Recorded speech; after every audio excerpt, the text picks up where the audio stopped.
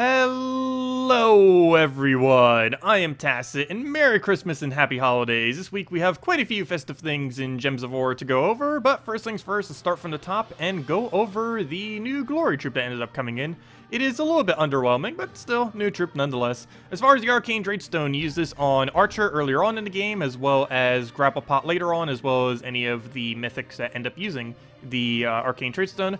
Other than that, as far as this troop, it is pretty useless. It does have an interesting trait combination, but as far as the troop itself, it just deals a small amount of true damage to an enemy and destroys 5 gems of that troop's mana color. Pretty underwhelming. As far as the actual trait, it does have 20% dodge, and oddly enough, it has a double storm. It can create a light storm whenever an ally dies, as well as whenever an enemy dies. If I'm not mistaken, this is the first troop to ever get a concept like this, that in theory could potentially be very good. Unfortunately, this troop is really bad, so it doesn't really get to utilize this. But this combination of traits with some kind of good third trait could theoretically be good on troops in the future. Just this particular troop is not one of those, unfortunately. But anyways, other than that, we have a bunch of Ragnagords in PvP. If you kill any of them this week, you'll be able to get 5 additional glory every single time you end up killing one out. They're only available in PvP though, so do be mindful of that with all the other event objectives. As far as the other stuff, we have 10% to all Strix, as well as 10% to all Elementals. We do get 400 gold for whenever we use the new Glory Troop in PvP or Explorer. It would be more viable to use it in Explorer since you'd be able to get a higher gold rate with it, as far as the extras. But of course, you could potentially use it in PvP too in order to get the 5 additional glory that you get every single time you kill one of the Ragnagords. And as far as the event, it should be ridiculously easy. All we have to do is kill reds in PvP. So obviously one of the easiest ways, or Explore, and obviously one of the easiest ways to do that is to either explore in a location that has a lot of reds, or just kill a bunch of firebombs in PvP. A lot of people still use it, and you're probably going to see even more than normal this week with a bunch of sacred treasures and whatever else in there to make sure that the team stays completely red. But yeah, it's going to be ridiculously easy to end up completing out this week, that is for sure. As far as other things, we do have a gem sale if you want to go do that. We have chests. As far as event keys, I would not advise using them. There's pretty much nothing too good within the drop table. Actually, that's not true. If you don't currently have a Sunbird, you should spend event keys until you have a Sunbird. Either like 5, 10, or however many until you get a Sunbird. Sunbird is a really insanely good troop, particularly for clearing out Explorer quickly, though it can also be used as a frontline tank and can use Perpetual Red Storm as well. And it's just overall a really decent all-around troop, and definitely highly advised to own a copy of it, and you can easily obtain one within just a few event keys since it's only an ultra rare, and that's the lowest rarity drop, so it's going to be very common within the drop table. Probably like 1/3 of the drops or so are probably going to be Sunbirds, but unfortunately that's the only thing really relevant in the drop table. Most Strixes are very underwhelming. They will be needed for some of the events this week, like for example Invasions, but other than that, really the only thing you need to get is a Sunbird for the most part. Anyways, other things. We have, of course, the Strix event I was just talking about. We have Invasions this week. It is restricted to Strix only, which is pretty much just the kingdom of Suncrest, because I don't even believe there is a Strix anywhere other than that kingdom. If not, it's only like 1 or 2 others. Of course, we have the standard stuff as far as the shop. It's the same as always. We did get a new weapon. I'll be going over that in a moment with teams. And of course, we got the new invasion troop. It's not really going to be anything too overwhelming, but it does end up creating a light storm, which could potentially be useful if you happen to need that storm for anything. Though for the most part, I don't think you'll be needing it.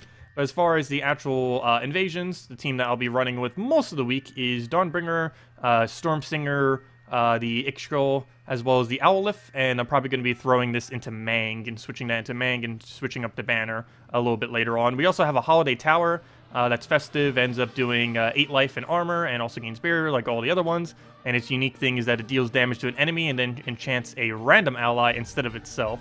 So that could be a little bit annoying if it ends up enchanting a really good tower. And it ends up exploding a yellow at the start of battle as well. Though, if I'm not mistaken, I believe that is still glitched to work in the player's favor, so that's probably not going to do anything for them. But, yeah, that's what the little festive tower is going to be. It still works the exact same as always, and I believe they fixed a glitch where it was not counting as a tower or whatever happened last time when it ends up doing the same thing for Halloween, so I believe that has been fixed. But yeah, if you don't have Dawnbringer, you can simply go Mang. I'm probably going to be switching to Mang anyways once we actually finally need to go and get to higher stats. But for now, spamming Dawnbringer seems to be the way to go. Generally for the lower battles, anything that does really good AoE tends to do pretty nice. We also have barrier spam so that they can't actually hurt us at all, which is also pretty convenient. I'll throw this down. Hopefully he won't do any annoying stats effects like any of the new ones. He only did a web, so that's not too bad. Oh no, it's a web and a curse. So curse is of course one of those newer ones. but it makes it so that effect will basically stay on it twice as long.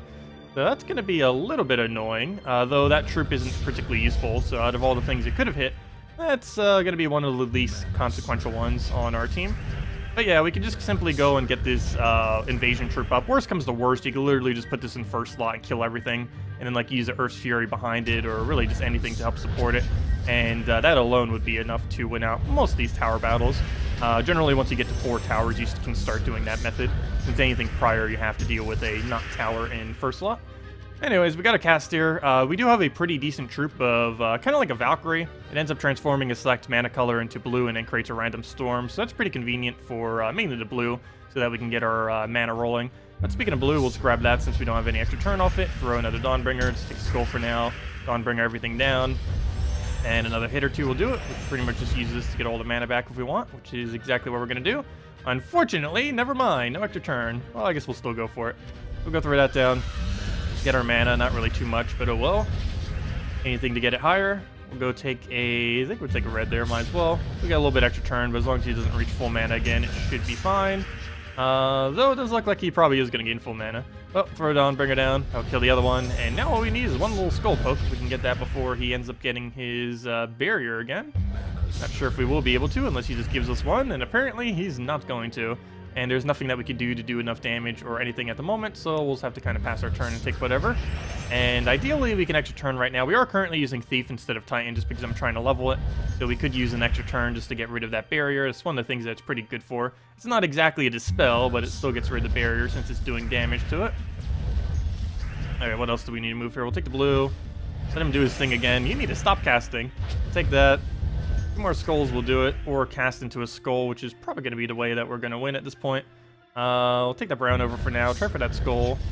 Doesn't look like we can get it, but just take that one. Get the last bit of our mana, and that should be it. Didn't get the skull there, but we just take that one, or throw a Dawnbringer, and we still had our convert and everything else. That's pretty much how it goes down, and then you just keep throwing the invasion troop as you need to poke them wherever you can. As far as the event stuff throughout the week, we have ourselves a Hall of Guardians event on Christmas itself.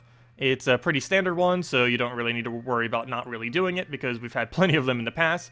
On Wednesday, we're getting a new Reindeer, so you'll probably want to pick that up. On Thursday, we have the Rune Priest. I'll be going over a team with that in a moment.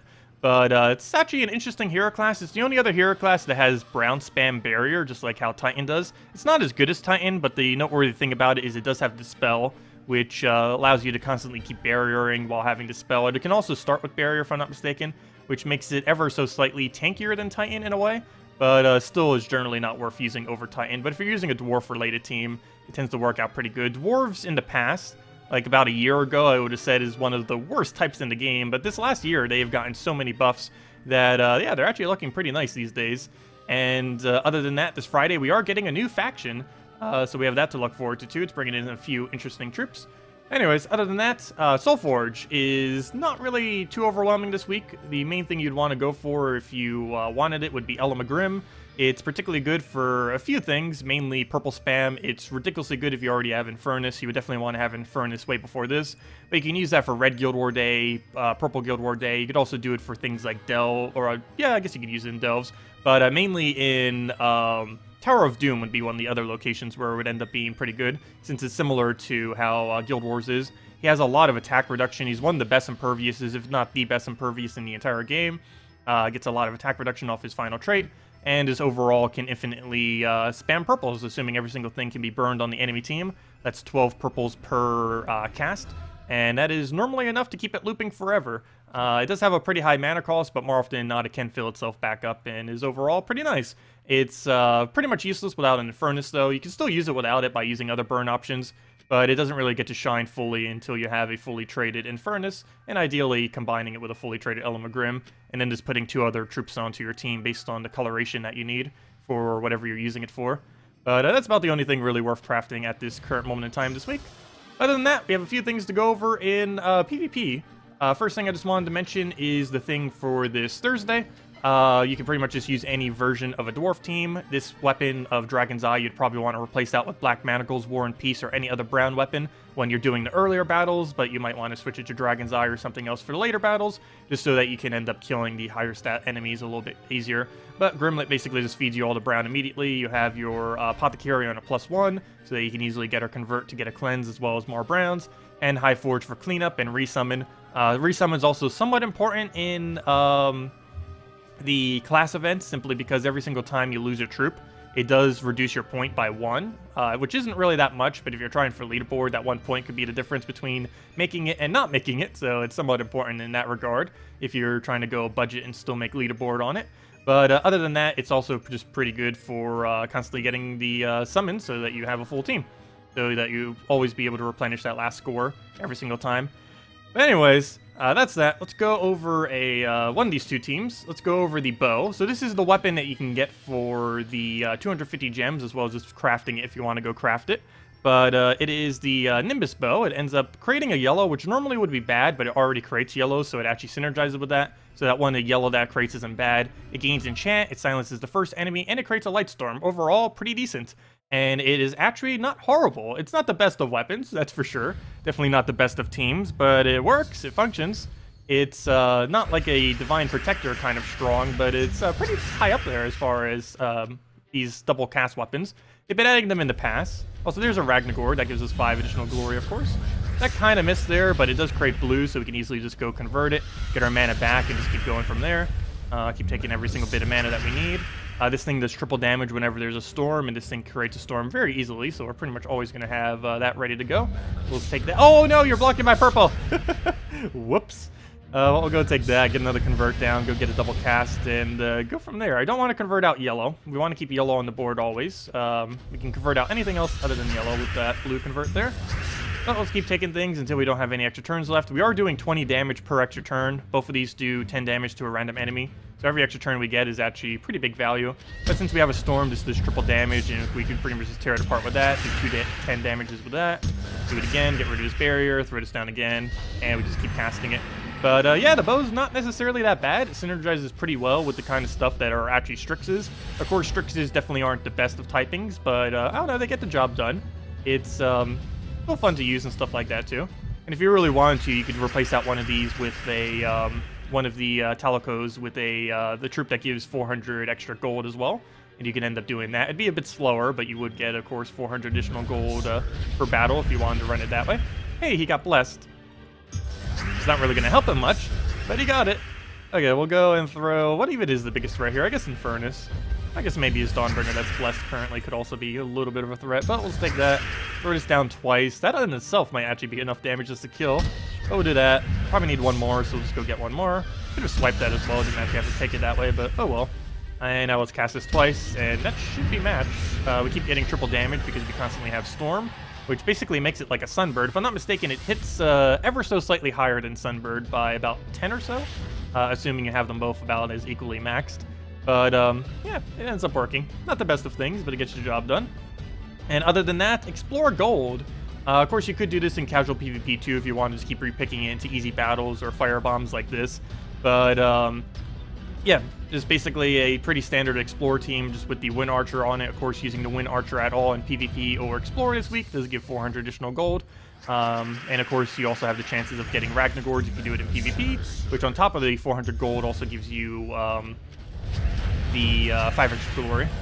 Well, let's cast this down, wipe it out, and of course we could apply the same thing to any of the kingdoms that we might need a trait stone in, or ideally some of the more red kingdoms, but you can do it pretty much anywhere where you want. Simply go into one and just repeat the same process. Throw down Firebomb, do that right into a Sunbird, and that's pretty much that. We do have Forest Guardian here to gain half mana. Alternatively, you can use Romaine. Also, alternatively, you could try putting your hero here.